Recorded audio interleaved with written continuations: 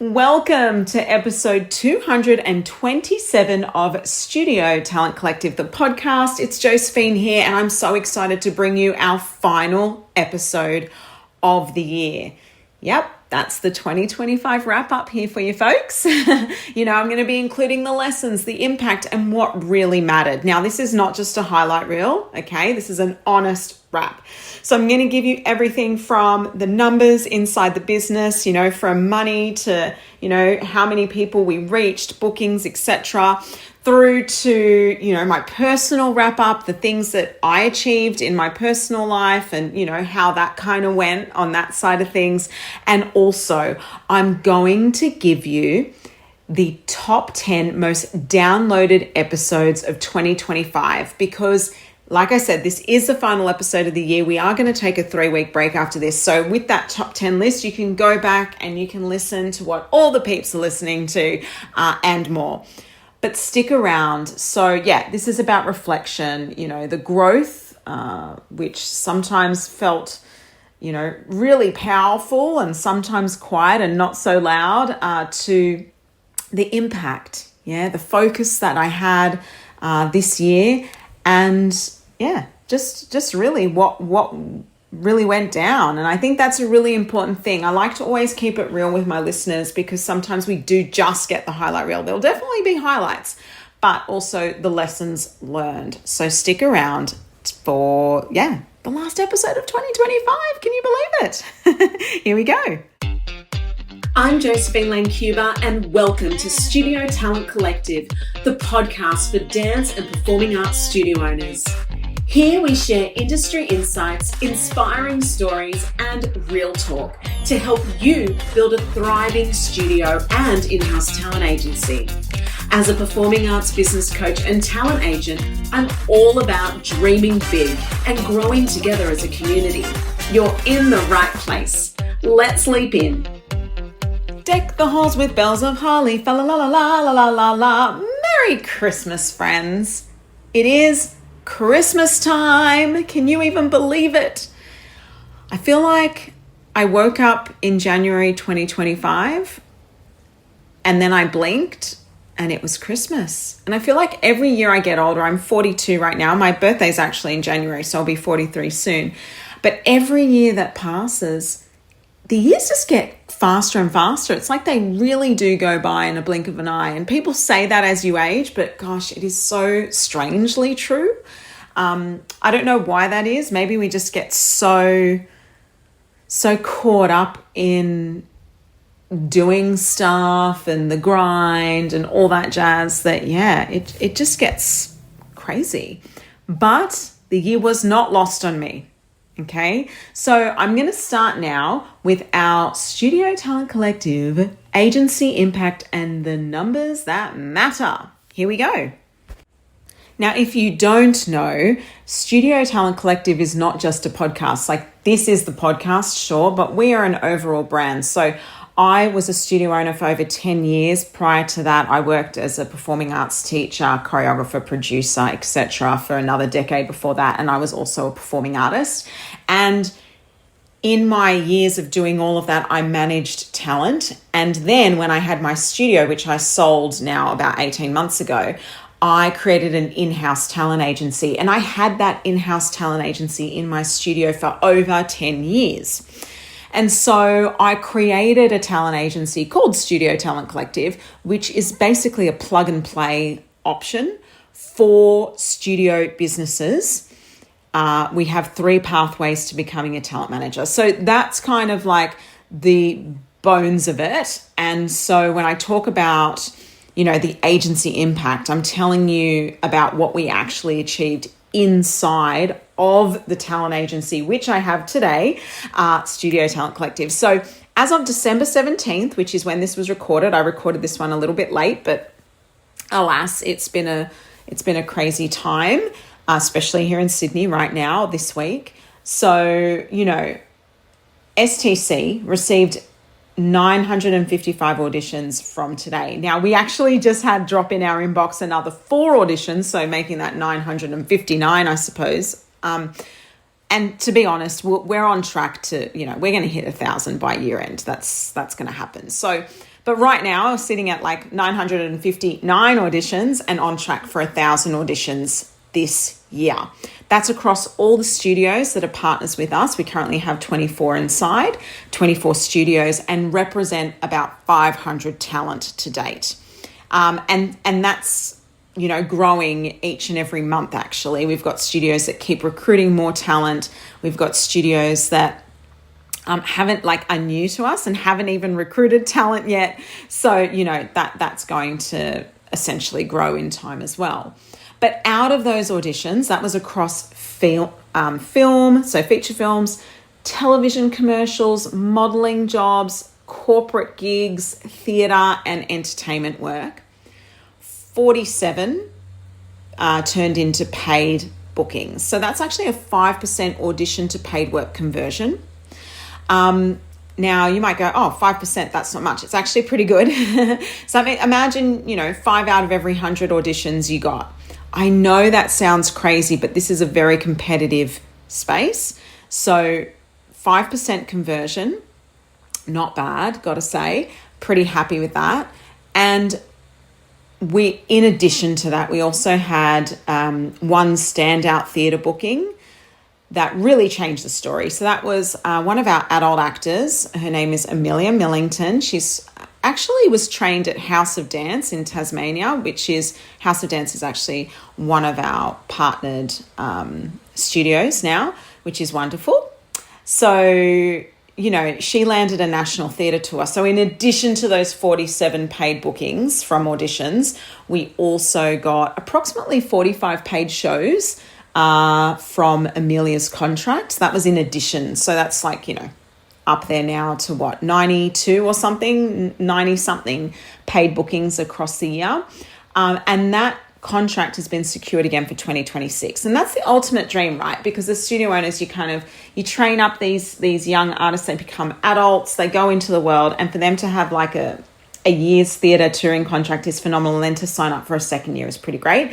I'm very proud to say that we can add Hamish Coates from Upstage Youth Theatre, one of our other studio partners, to the mix. That is one of our young adult actors who also has gone on to now book a theatre contract, which we've just locked in for him for 2026. So this is phenomenal. So you're talking about total impact, 92 paid bookings, over $100,000 paid to the talent. So our talent is actually, creating income from what we do. And that is the true impact piece here, ladies and gentlemen, because my dream when I created this was to make the professional arts and entertainment industry accessible to anyone that wants to be a part of it. You know, I wanted to break the glass ceiling on the entertainment industry and bring it to the studios that nurture and develop the talent. So over $100,000 paid to talent.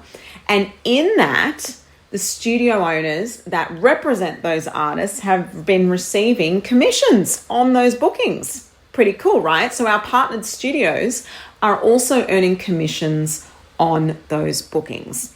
Now, over $60,000 was sold collectively across our studio owners, and that's a conservative estimate, in headshot agency photo shoots. Over $60,000 collectively sold in agency headshot photo shoots across the year.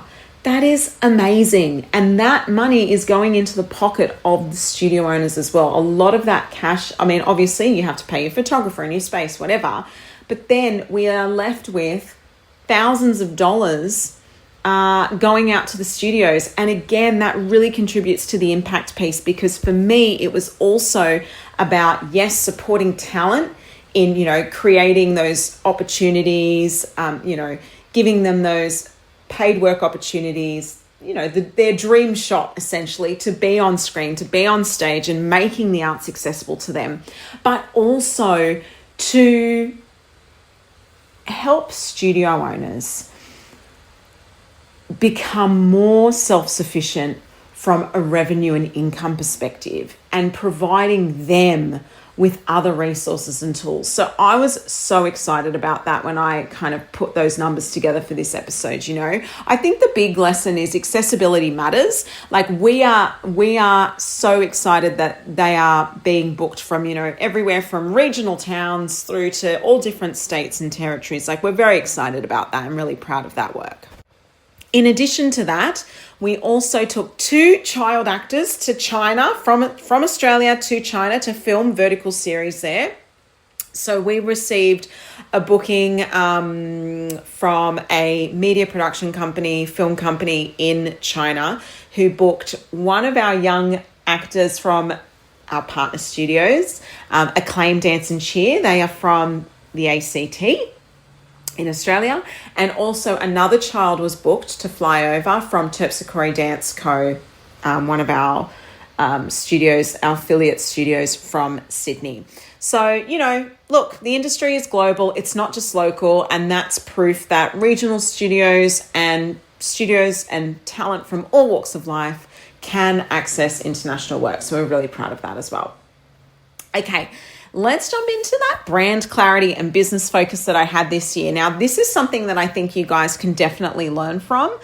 Look, when did I first register Studio Talent Collective? I believe it was June 2023. So that's, 2.5 years, right? 2.5 years later. Now, let me be really clear. When I registered Studio Talent Collective 2.5 years ago, I was in beta phase. I was like not frontward promoting it. I was not telling the people for about 12 months.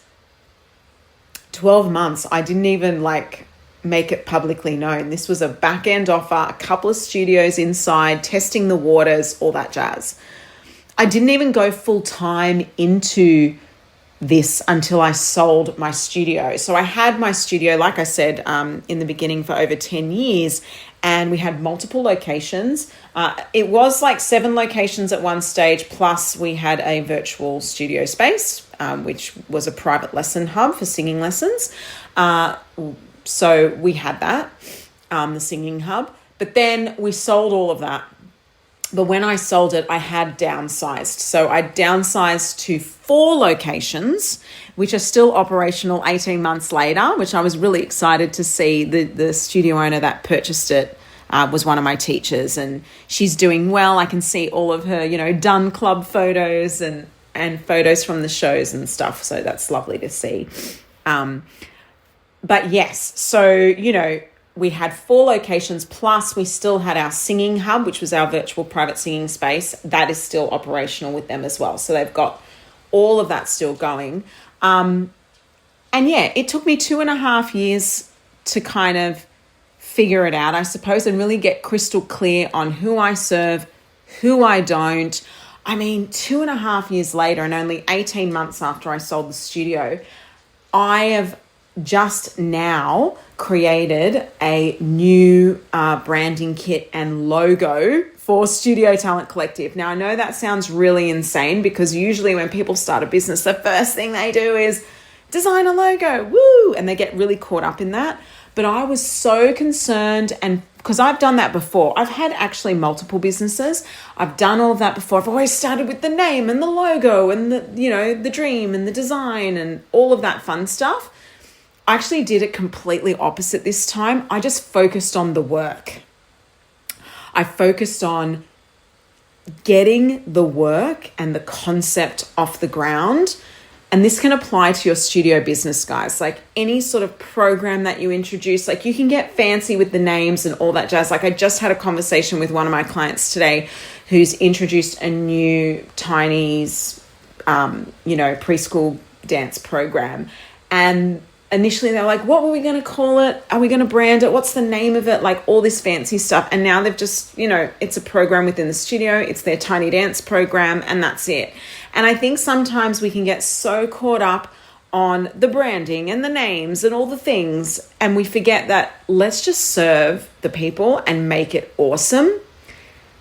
And we can come back to that later. Yeah. So that was something that I really focused on. And yes, 2.5 years later, I finally have an official logo. So I did have something. Like I created a Canva tile That was sort of my placeholder for 2.5 years. But now we officially have a logo and all of that, which I'm going to be sending out like the new brand kit to my clients in January, which I'm very excited about, and, you know, to put front facing in the new year. But yeah, I think that brand clarity and business focus and being crystal clear has been the big takeaway for 2025, you know, narrowing my audience. I was offering more stuff. Like January, my business looks so different 12 months later. It is incredible the transformation that can happen when you really narrow your audience and narrow your focus. And sometimes that clarity simplifies everything. Yeah. So don't get bogged down on the details. The details are yes, you know, and when I talk about details, I'm talking about designing the logo, the color of the thing, what t-shirt are they going to wear in class? Like, that's all awesome and that's all great. And I'm not saying not to create that stuff, but get more focused on the strategy. What is it that we're selling? Who are we selling to? And how can we deliver an amazing product or service and get people talking about it so that, you know, we can expand, and then we'll have budget to create the thing and make a uniform for that class and make it special or whatever. I think, yeah, just narrowing your audience and getting hyper-focused is huge. Okay, so we've talked about the brand clarity and business focus as, you know, the business lessons from that. Here's another lesson, another big takeaway. Systems, time blocking, and working smarter. Now, I committed fully to batching my work in 2025, and it was a game changer, like an absolute game changer. I restructured my weekly tasks, and that changed everything. Like, I always had Money Mondays, for example, but I'd say I'd create content, this and that. But what I did was I created a Monday content creation and scheduling time block structure that meant that every Monday between, 10:30 and 1, I would just focus on my content for the week, scheduling it out. That's it. Right? I might have picked up some videos or content during the week, whatever, but I'd leave it to Monday was the day, and it is the day. So on Mondays, I do that in the morning, and then I go and I have lunch. Might check a few emails. And then I do what I call Money Mondays in the afternoon. And that is I go over my weekly spreadsheet, my budget, checking the, income in, expenses out, making sure, that any invoices that need to be paid are paid, etc. So that's my Money Mondays. Yeah, so it's that content and scheduling, that time block in the morning, and then the afternoon I do my money stuff. Sales and connection workrooms on Wednesdays was a big one as well. So I used to spend so much time just doing social media stuff. And social media is really important. Like, you got to have a social media presence in today's day and age. Absolutely. But what's more important that people don't talk about is sales. Sales is not the same as marketing. Sales is sending an email asking for the sale, telling people about the promotion and is that, for you, or doing a text or a DM or giving someone a phone call or sending a text message and going, hey, like, that is actually a Wednesday task. And I actually have a workroom with a business bestie of mine. I've mentioned her before, Simone from Disinfluencer. Every Wednesday, we jump on from 10 till 1 and we just dedicate 3 hours. And we have a 45-minute timer. So we're on Zoom together, and we literally, and we're not hanging out. We're not talking about the work. We're just keeping each other accountable. It's called shadowing. And if you have anyone in your corner, I would highly recommend shadowing. So all it is you jump on and you choose your intermittent block. Some people might have 30 minutes, 45 minutes, whatever. We do 45 minutes. It's my Zoom room because I've got the paid Zoom account because she doesn't need one. So we use my Zoom account because it's like forevermore. But you can use like Google Meets. You can use whatever. You can even, I don't even know, you could probably even use Facebook Messenger video. I don't know. But Zoom is great because we switch off our video and our sound and mute during the 45 minutes, but you can come off mute if you have a quick question like, hey, I'm setting this thing up in this software. Do you know about that? Do you have a second? Yeah. You just click this and that. Okay, great, thanks. And you drop back out and you go back to your work. So, but essentially we come to the beginning of the meeting, we say, hey, what's on the agenda today? We have 2-minute hash out. Hey, blah, blah, this is what we're going to work on. Great, let's go.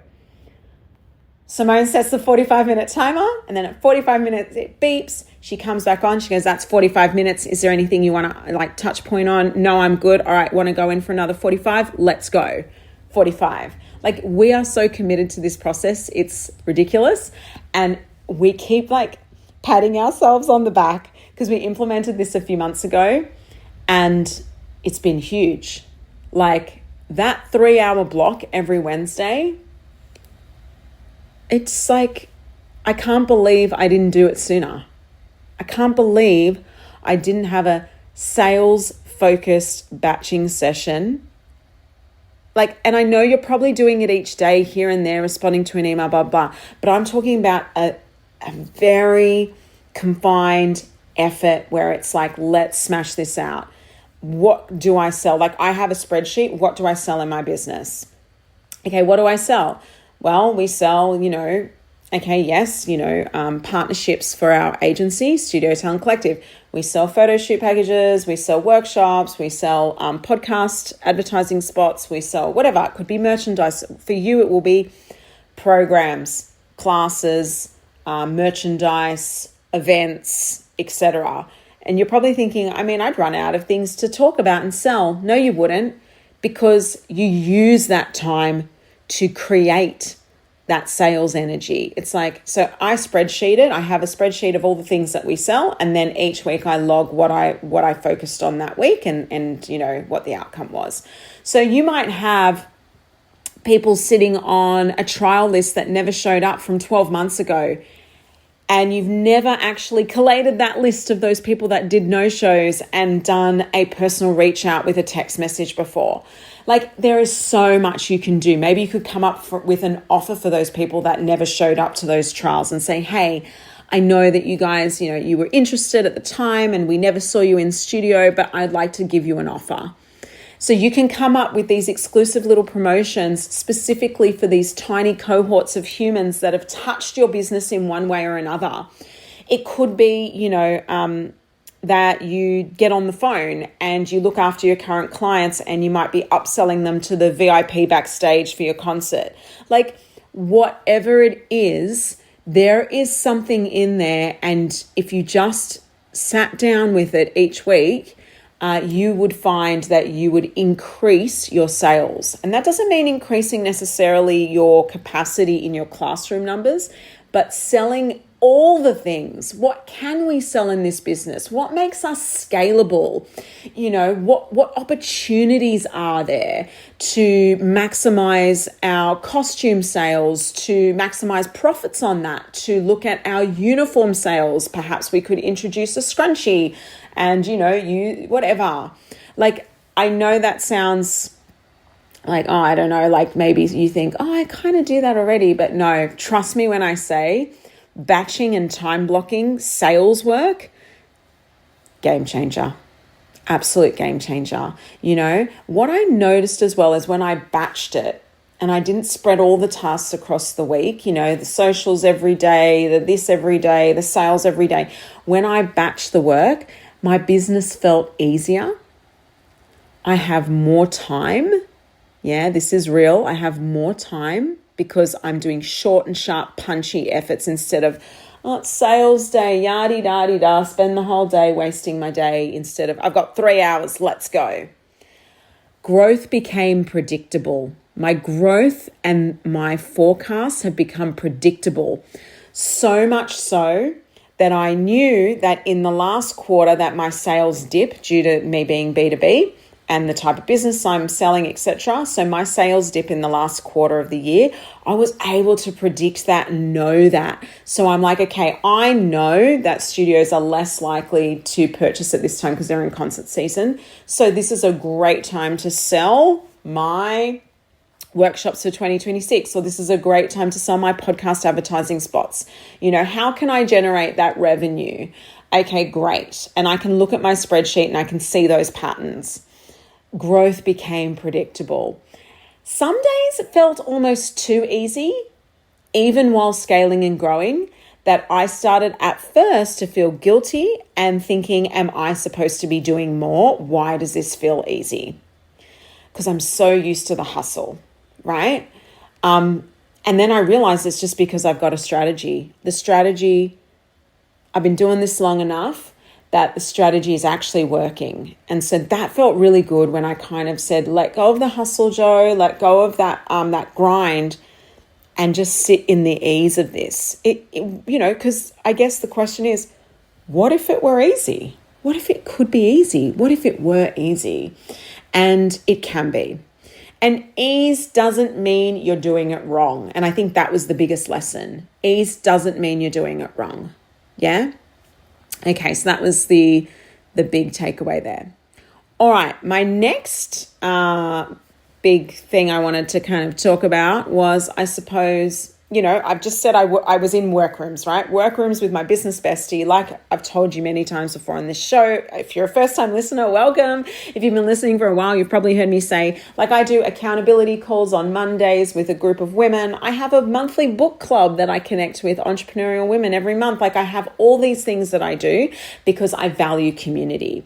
And so another key takeaway from this for 2025 is community and support. The significance of community and peer support. And look, because, there are hard days, and that is definitely true. There's no sugarcoating that. I have had hard days. I have had those days where I am on the couch. I don't want to do anything. I'm watching Netflix and freaking crying. Usually during my period cycle, not going to lie. But, there's no sugarcoating that. And so in those moments, I was able to lean heavily on, of course, those structures in my business, and leaning into the ease of that, but also my business besties, my peer communities. It is why I launched the Greenroom. So you might have heard me talk about the Greenroom, which is essentially a social club for studio owners and performing arts leaders. Now, I launched it only this month in December, which is wild, right? Because everyone will be like, oh my God, you can't sell anything in December to studios. It's crazy. And I know that. And I knew coming into that launch that it wouldn't be high traction in December, but I did gain some traction. And I wanted to plant the seed in 2025 so that we can really propel forward for the new year. And this is why those annual plans are so important, because you can look at the year ahead and go, what would really move the needle now and what can I do? And this is what I did. I wanted to build a community. This wasn't about money, guys. I swear this is the truth. I love revenue. I love being, money driven, and that's all fun and well. But to be real, I'm not in this industry for money. And I have some certainty that most of you listening are also not in this industry for money. Because if I wanted to choose an industry for money, I wouldn't have chosen the performing arts. Not because it can't be lucrative, it absolutely can, but God Almighty, is it a challenging hike to figure that part out. And so, that's why people like me exist. You've got these business mentors and guides because, we want to help people fast track their path to success. But man, oh man, this is not the easiest industry. Not to say it can't work; it absolutely can, and I'm living that. But it took a lot of blood, sweat, and tears. And I know leaning on community was huge. And like I said, it's why I launched the Greenroom. And for anyone listening that didn't clue on to the Greenroom release, and you have no idea what I'm talking about, flick back and listen to episode 224, so 224. It's called Inside the Greenroom. And really, we're talking about that space of conversation, community, and connection. So again, that it's a virtual social club for studio owners and performing arts leaders who need real stories, reflections, community, and things like that keep them connected, motivated, inspired, and feeling supported. So I'll pop a link in the show notes if you do also want to check out the Green Room. That's studiotalentcollective.com/greenroom. So whatever you do, whether it's inside the Green Room or somewhere else, I want you to make space for real conversation, for soundboarding. You need a soundboard. And it's not your husband, guys. If your husband is like, I was going to say a fruiterer. I don't know why. I think because my grandparents coming from Italy back in the day actually owned fruit shops. So that was like a natural thing to say, which is so funny because probably being a fruiterer or that sort of thing isn't like your natural thing that you'd say. I don't know. But like if they're an accountant, right? You know, talking to them about growing your art's business, they might listen and be supportive, but they don't really get it. And I think being in a room with people that get it is super important. And creating connection without performance, you know, being real. Like one of the key elements of the Green Room is it's not recorded. It's not for playback, guys. This isn't about that. And actually some of these other business groups I entered were the same, like no playback, no replay. That's not what this is. I think that's super important too, because you're supposed to be able to be vulnerable with your peers and to talk real talk, you know? So yeah, I think that was a key thing as well, that the really leaning into the importance of community and peer support. Yeah, in 2025. All right, now drum roll. We're going to get to the next really, you know, important part of 2025, and we're getting personal. Okay, now I want to talk about personal life, real life stuff. Yeah. In 2025, I hit a personal goal of renovating my home. I've wanted to renovate this house since the day I moved in. We bought this house, Sydney home, in, when was it? 2020. Yeah, might have been like late 2019, but pretty much 2020. So yeah, and we all know that was an intense year, right? So we just kind of sat in it as it was for many years. And this year we finally did a renovation. It cost double the original budget we set. Well, actually, we set a huge budget. Then inflation happened. We reduced the budget and to a more realistic number with everything and the building costs going up. And then we doubled that, which is still less than the original budget, by the way, before all the inflation stuff happened. So, but still, it was a lot. And I got to say, even though it cost double the original budget, I don't have any regrets about it. I mean, I had to say goodbye to my Spain holiday dream for the year, but I have no regrets. We are much more comfortable in the home. It makes way more sense from, you know, we've got more space. The kids have more space. It's been wonderful. My son's got, you know, a bigger bedroom, all of the things. So we're very happy with what we've done. It's better for having friends over and bringing people over for dinner and, you know, more lifestyle stuff. So we were really happy with the changes we made. It was by no means the ultimate reno. That would have cost even double again from what we spent. But having said that, we're super happy with it. So instead of the big Spain holiday, because, you know, that wasn't on the cards. Last year we did Japan. This year I wanted to go to Europe. It was off the cards with the reno. And that's okay. So instead we chose small coastal getaways in Australia, you know, New South Wales, coastal. We spent some family time together, did some fun stuff. And, you know, this is just a reminder that seasons look different, and that's okay. So it's nice to say, I want to renovate my home. I want to like go overseas. I want to do all the things, tick, tick, tick. And sometimes those plans change. And like I said, the seasons look different, and that's okay.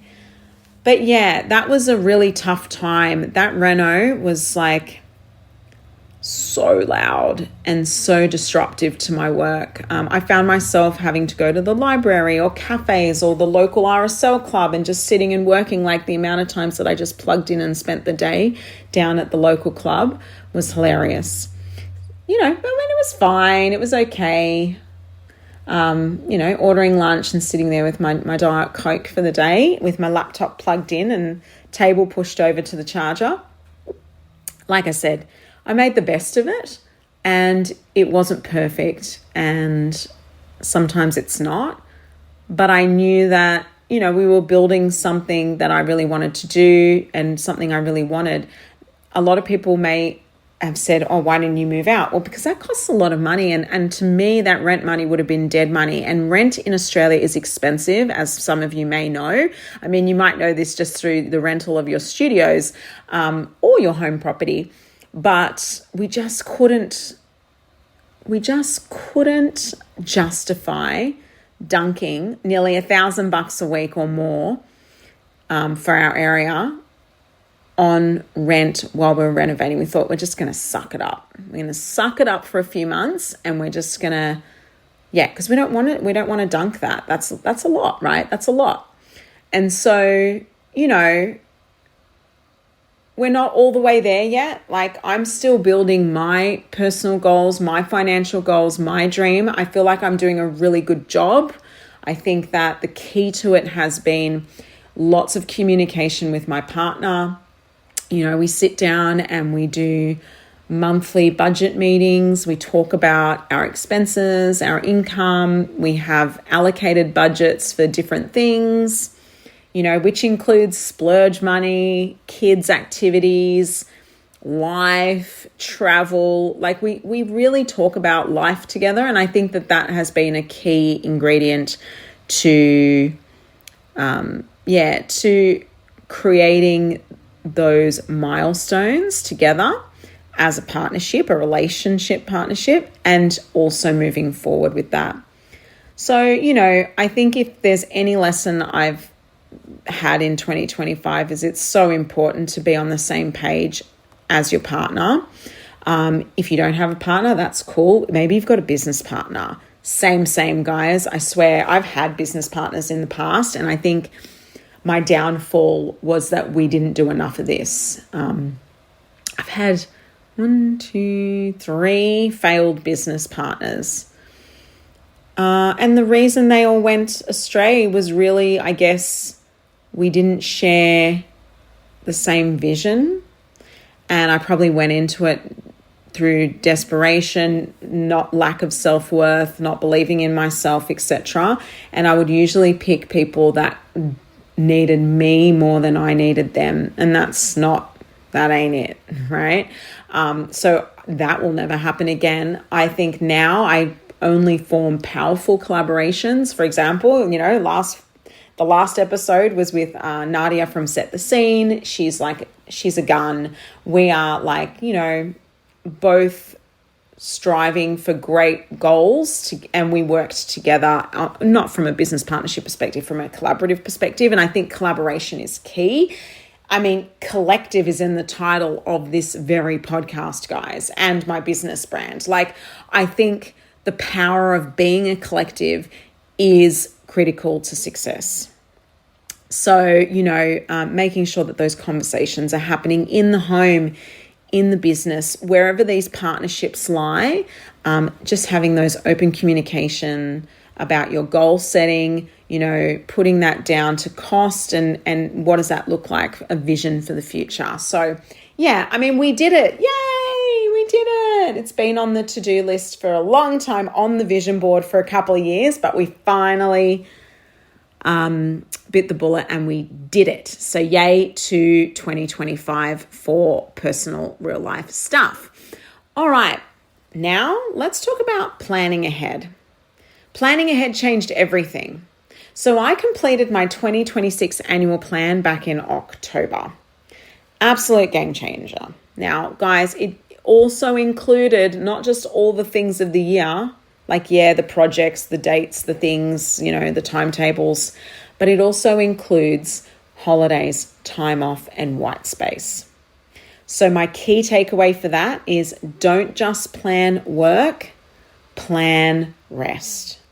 Don't just plan work, plan rest. And that is the game changer when you're planning ahead for 2026. Now, if you've already done your planning, never fear. You can go back and review and edit and change because nothing is set in stone, my friends. I'm just actually seeing if I have some resource for you. Checking that. Yeah, I do. If you go to studiotalentcollective.com/plan, I've got a free 90-day planner and annual planner. When you download it, you'll receive my annual project planner PDF and my quarterly studio planner PDF for free. Okay. So, I'll pop that link in the show notes as well. So studiotalentcollective.com/plan. I'll pop that link in the show notes for you. Okay. Stick around because now I'm going to share with you our top 10 most downloaded episodes of 2025. Okay, let's dive right in. So Studio Talent Collective, the podcast, has been an epic adventure. We've had 3 iterations of the name. It started off as Business Arts and All That Jazz. It then changed to Studio Biz and All That Jazz. And now on episode 227, I believe. Is that where we're up to? Geez. 227. It is Studio Talent Collective, the podcast. And we've been this for quite some time now. So 2025, I think we made the shift to this name. Gosh, when did we make the shift? Let me flick back in history on that one. We made the shift to this name in 2025. So that in itself was huge. 2025, we launched this podcast in its new name iteration. That announcement only happened in May of 2025. I can't believe it. See how things change? But anyway, I never changed the channel in which you go to. Like, it's all under the same feed, so you can always flick back as far as episode 1 if you like. It's God knows what was happening back then. But, the thing is, I think that evolution has been incredible. And during that evolution, we always like to celebrate the top 10 episodes. So number 10, and I'm going to go backwards to our most downloaded. By the way, our most downloaded episode of 2025 has received 1,900 downloads, which is pretty epic. But let's go back to our top 10. So on the 10th spot is episode 203, Studio Marketing 101. So there you go, guys. Obviously, you want to hear more about marketing, and that is good news because remember, marketing is something that is a key element to your business. So I really want to encourage you to scroll back to that. So episode 203, Studio Marketing 101. Okay, drum roll please for number 9. Number 9 on the most downloaded list was episode 202, from dance student to Netflix star with Christian Fordham. Now, Christian Fordham is a student at his mum's studio, Deanne Fordham School of Dance, which is in Victoria, Melbourne, Victoria, Australia. And her son, she created a talent agency in-house with us. She's partnered with us. And she booked her son, not just her son, she's also booked her students for stuff, but her son happened to land Apple Cider Vinegar, which ended up being a number 1 rated Netflix television drama series here in Australia for several weeks. And he played the role of Hunter Cross. Christian Fordham played the role of Hunter Cross in Apple Cider Vinegar. So anyway, he is a little spunk. I think he was like 8 or 9 when we did the episode. Young dude, so great. Check it out, episode 202. Okay, drum roll. Episode 188, The Power of Systems. So the power of systems. Now, let's go back because I know that one was with someone. So, guys, I really would love you to be sure to flick back and listen to these incredible episodes because, they're most downloaded for a reason, and that's because, popularity sometimes does actually bring the goods. So, let's see. where are you? The Power of Systems with Isabella Nikodinovsky. Now, Isabella is actually one of our affiliate studios. She has been with us for several years. She's actually one of my first clients, actually, which was pretty incredible. She was one of my beta students when I launched the course Talent Manager Bootcamp, which we still have today, but Talent Manager Bootcamp. And she was one of my very first students. And I met her in a community meetup for studio owners. This was just before COVID. That's when I first met her. She's an incredible human. She's got a studio, N2 Dance Productions in Sydney. So make sure you do check that one out as well. Okay, drum roll. Episode 190, AI and Video with Deb Szabo. Yeah, AI and video, unlocking time, money, and freedom with your phone with Deb Szabo.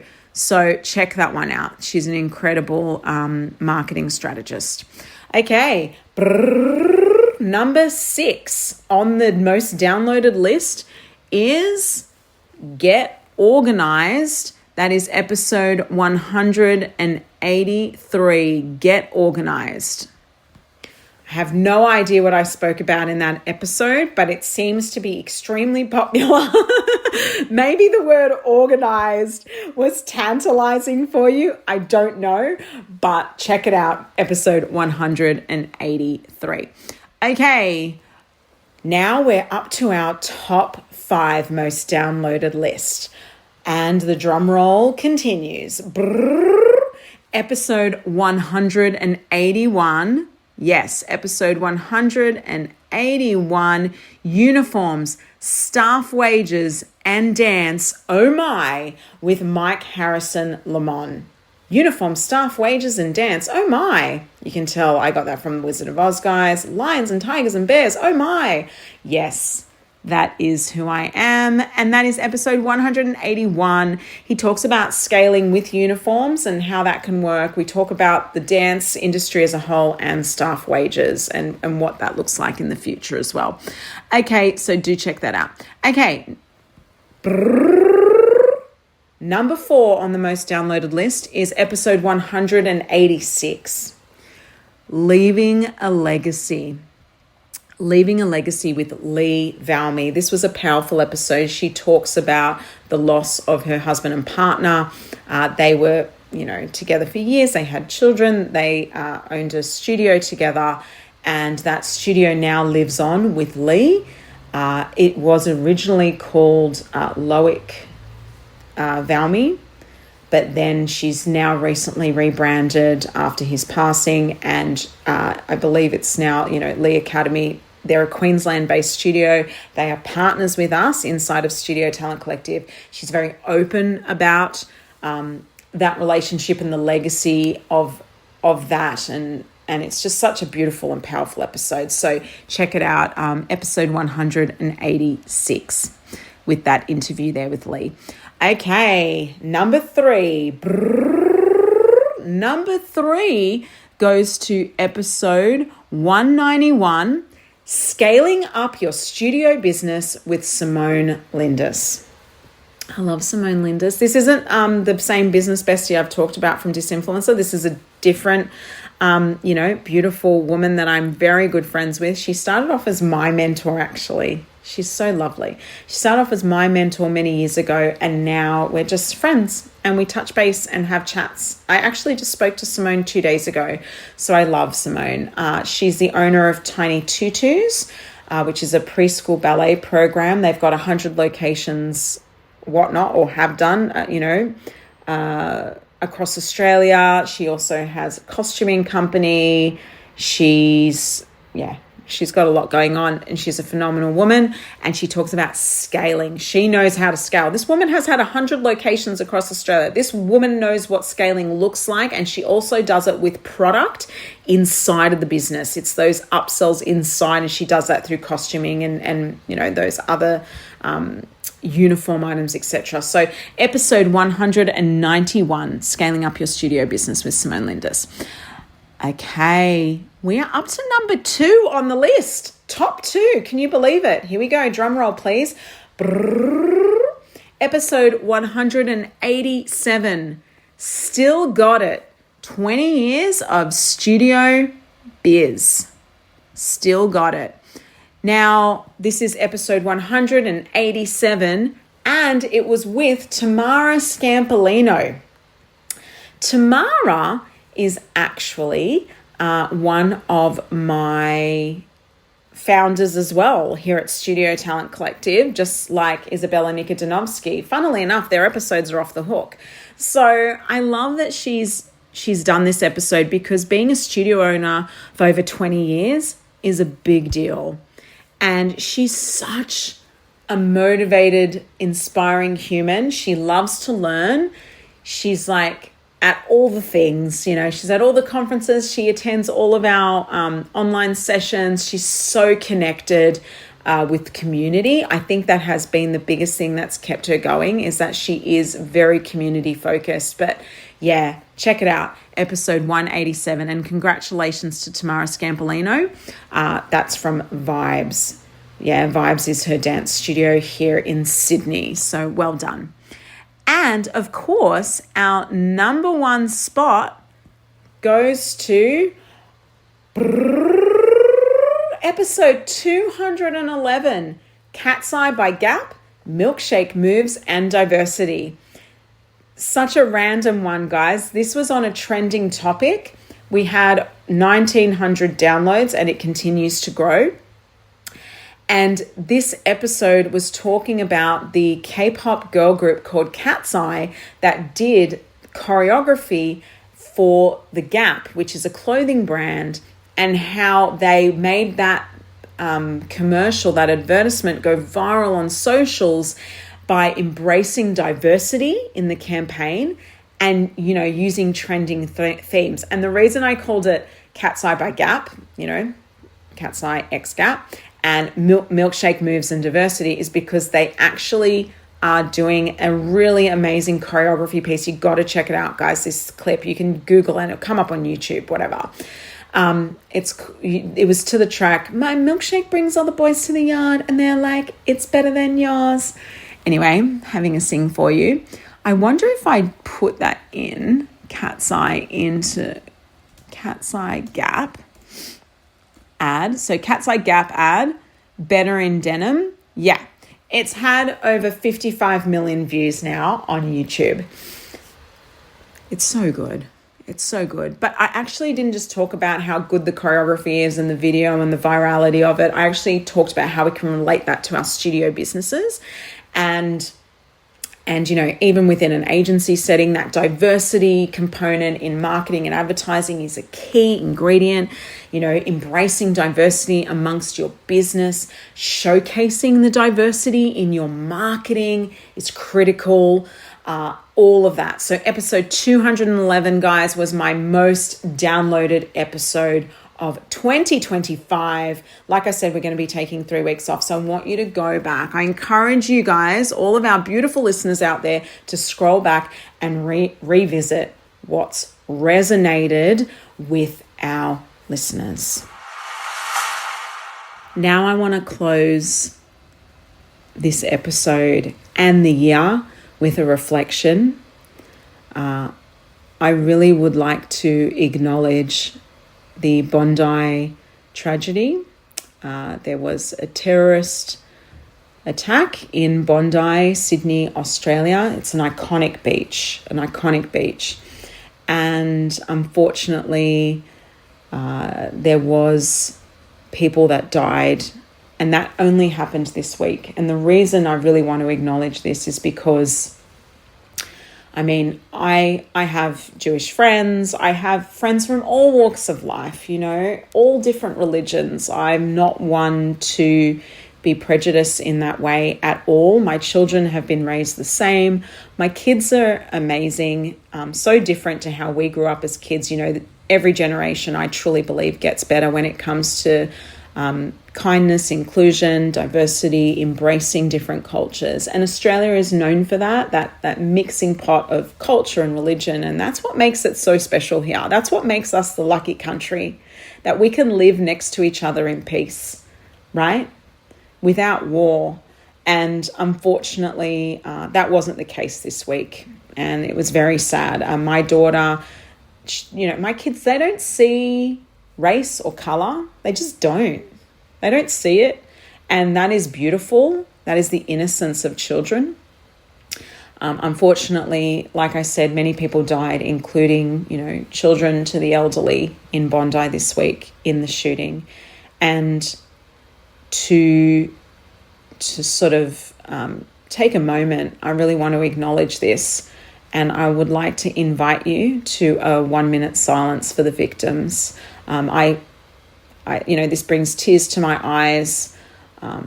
I've actually shed some tears. My daughter's had some fears this week about her safety. She was actually at a Jewish festival event. I mean, we're not Jewish. We have Jewish friends. She went with a friend and their family to a Jewish festival to celebrate Hanukkah. Like I said, we're a beautiful mixing pot of cultures in Australia.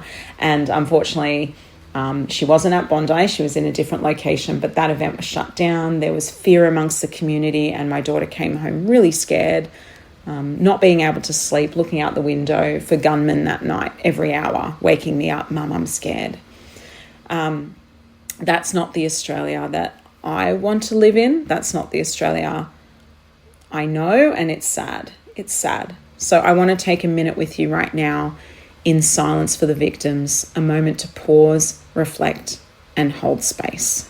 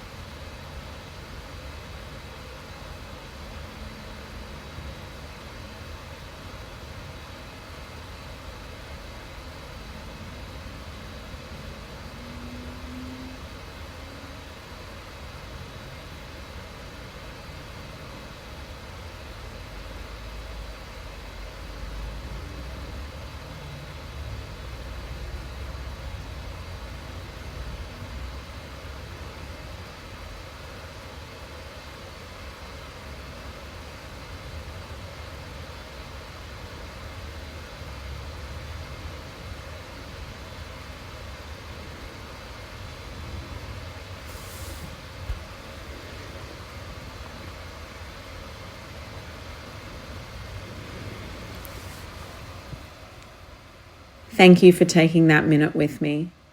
Be kind always. Merry Christmas. Merry Christmas, everyone. Have a happy new year. I'll be back in your ears next year, January 21st, 2026.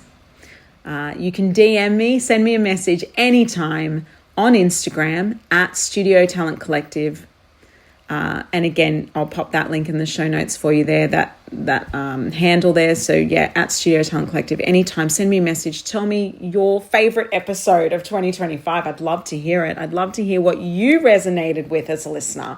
And let me know why. What did you resonate with? I want to thank you for listening and for being a part of this year with me.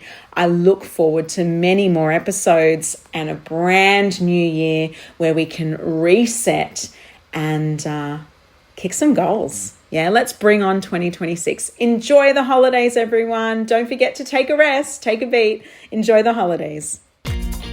This episode is brought to you by Studio Talent Collective, helping you go from studio owner to talent manager with confidence. Ready to start your own in-house talent agency? Connect with me at josephinelancuba.com or via the links in the show notes.